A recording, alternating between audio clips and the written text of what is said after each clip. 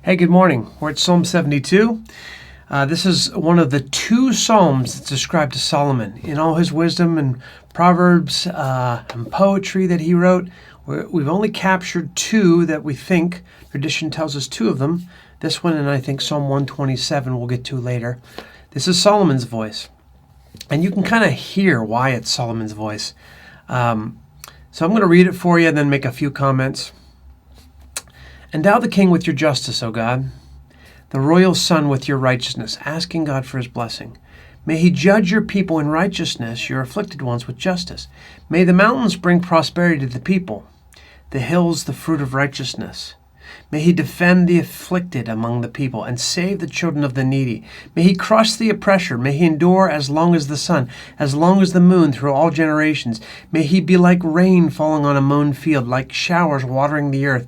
In his days may the righteous flourish and prosperity abound till the moon is no more.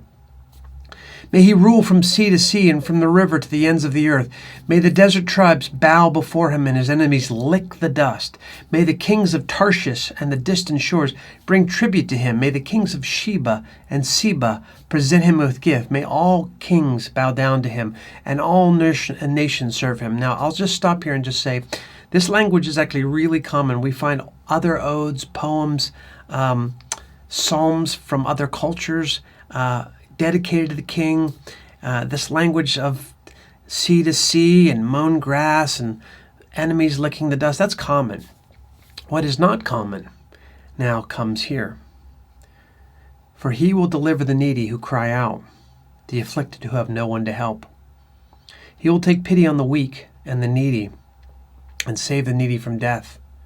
He'll rescue them from oppression and violence, for precious is their blood in his sight. I'll stop here. There's more that goes on, but my personal belief is that regardless, secular government, wherever the government is, there is an endowed responsibility of government to care for the least of these, the marginalized, the weak. It is given to the governments. You can see this in Romans as well. This God's setting up governments, and part of their responsibility is to care for the weak and the needy.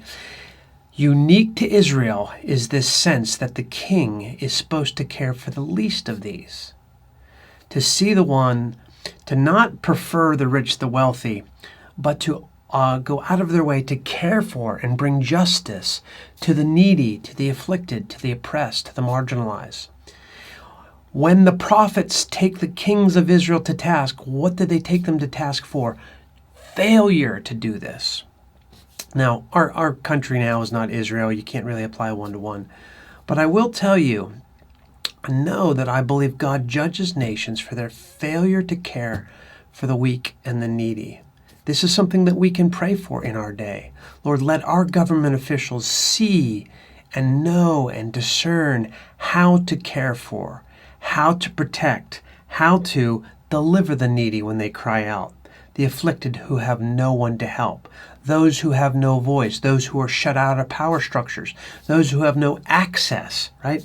To take pity on the weak and the needy and save the needy from death and rescue from oppression and violence. For precious, what would it be like for our government officials to really think of all their people as precious, their blood as precious in his sight? I know that I can use this psalm to pray for our government officials, that they would take on what I think is a God-given responsibility. Grace and peace to you. I hope it's a great day today.